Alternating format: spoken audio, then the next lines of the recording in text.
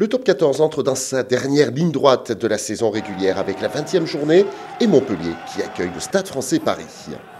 Avec des Parisiens en verve dès le début de la rencontre, à la 3e minute, Ezeala part dans son couloir, renverse le dernier défenseur et inscrit déjà le premier essai de la rencontre. 5-0 en faveur des Parisiens. Et on revoit ce très bon travail d'Ezeala sur Léo Colli. À la 27e minute, Paris a déjà breaké et mène 10-3. Et les Parisiens sont en verve. Azago arrive à quelques centimètres de la ligne. Les avants parisiens sont au soutien. La défense est fixée. On part sur le côté gauche. Et c'est Alaï Fonoua qui inscrit le deuxième essai parisien, idéalement servi par Tanguin. Paris se promène dans cette première période et mène 17-3 à 4 minutes de la pause. Les Parisiens, encore une fois sur la ligne. Le travail est impressionnant. La défense montpelliéraine se tient prête à se jeter, mais c'est Ryan Chapuis qui a le dernier mot et qui inscrit déjà un essai synonyme de bonus. On revoit ce travail millimètre par millimètre et toute l'efficacité parisienne. Le Stade Français qui mène 22-3 à la pause, sous les yeux éberlués de Moed Altrad et de Bernard Laporte. 4 minutes en deuxième période, et les Parisiens continuent comme si de rien n'était.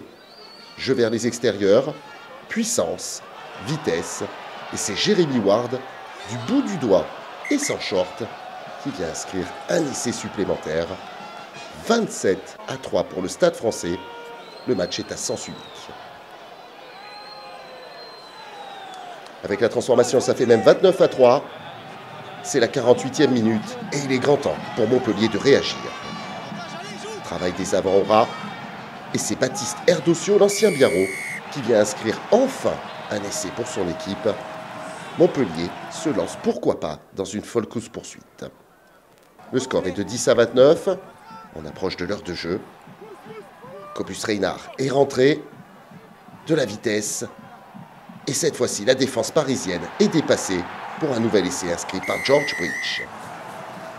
Plus de bonus offensif pour cette équipe parisienne, et surtout, un début de remontée pour l'équipe de Montpellier qui n'a plus que 14 points de retard. À la 65e minute, le score a légèrement évolué 32-17. Et c'est le moment choisi par Gabriel Gandébé pour réduire un peu plus encore l'écart. Un nouvel essai qui ramène Montpellier à 22-32, puis 24-32 avec la transformation. Il reste alors 5 minutes à jouer. Les Montpelliérains sont absolument intenables. Cobus Reynard part sur le petit côté. Et Arthur Vincent trouve une nouvelle fois la faille. 32-29. Tout semble complètement possible dorénavant. La transformation pour Stuart Hogg est importante. Elle passe.